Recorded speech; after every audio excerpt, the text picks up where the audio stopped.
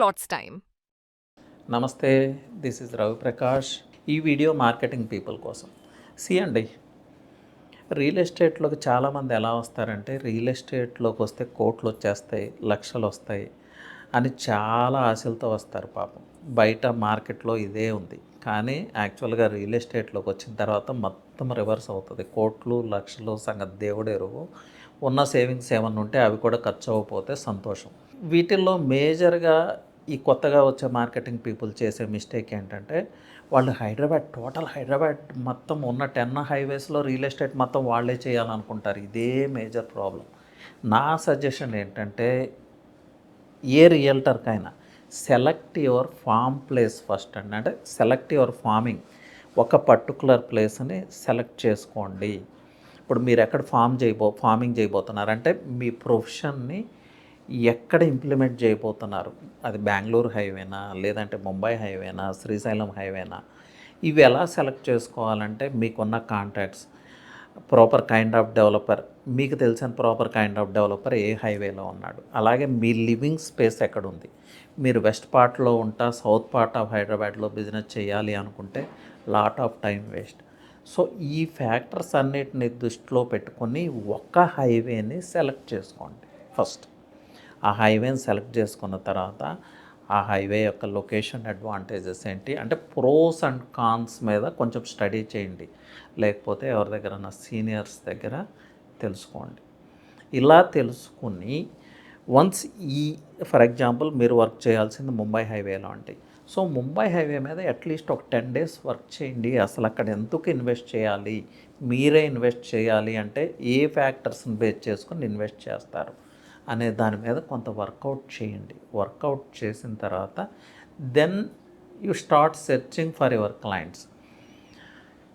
So clients ఎక్కడి నుంచి వస్తారు, ఎలా వస్తారు అంటే, అది మీకున్న ఫ్రెండ్ సర్కిల్ కావచ్చు, మీకున్న రిలేటివ్స్ కావచ్చు, మీకున్న సోషల్ సర్కిల్ కావచ్చు. అలాగే ఈరోజు డిజిటల్ మార్కెటింగ్ అనేది చాలా కీ రోల్ పోషిస్తూ ఉంది.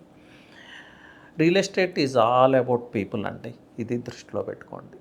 సో నేనేం చెప్తున్నానంటే, select your farm area first, తర్వాత దాని మీద నాలెడ్జ్ పెంచుకోండి. అలాగే అక్కడ ప్రాపర్ కైండ్ ఆఫ్ సీనియర్ని కూడా మీ గైడెన్స్ కోసం, మీకు హెల్ప్ఫుల్గా ఉండటం కోసం అట్లీస్ట్ 1 ఇయర్ తన కింద వర్క్ చేయడానికి ప్రిపేర్ అవ్వండి. రైట్ కైండ్ ఆఫ్ కంపెనీని ఐడెంటిఫై చేయండి. అలాగే రైట్ కైండ్ ఆఫ్ వెంచర్ని కూడా ఐడెంటిఫై చేయండి.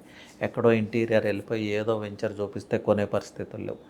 అలాగే ఆ ఏరియా మీద రోజు రోజుకి మీ గ్రిప్ పెరగాలి. అంటే ఆ ఏరియాలో ఎక్కడ ఏది అడిగినా ఇంచ్ టు ఇంచ్ మీకు తెలిసి ఉండాలి.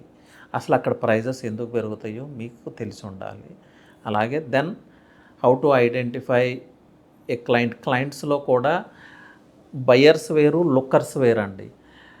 ఇక్కడ చేసే ఇంకొక మిస్టేక్ ఏంటంటే, ఎవరు వస్తే వాళ్ళని, ఎవరు సైట్ చూస్తానంటే వాళ్ళని సైట్కి తీసుకెళ్ళటం ఒక అలవాటుగా మారిపోయింది. వాళ్ళు వస్తారు, చూస్తారు, వెళ్తారు, తర్వాత రెస్పాండ్ కారు, మీరు డిసప్పాయింట్ అవుతారు. అరే నేను 10 విజిట్స్ పెట్టాను, ఒకటి కూడా అవ్వలేదు, 20 విజిట్స్ పెట్టాను, ఒకటి కూడా అవ్వలేదు. ఎందుకు అవుతాయి? మీరు తనతో 1-to-1లో పార్టిసిపేట్ చేశారా? అట్లీస్ట్ తన రిక్వైర్మెంట్స్ ఏంటి, ఆ రిక్వైర్మెంట్స్కి మీ సైట్కి మ్యాచ్ అవుతుందా లేదా అనేది ఆలోచించారా? ఏమీ ఆలోచించరు. జస్ట్ ఒక కాల్ చేస్తే చాలు, వెంటనే వెహికల్ పంపించడం, సైట్ విజిట్ పెట్టేయడం.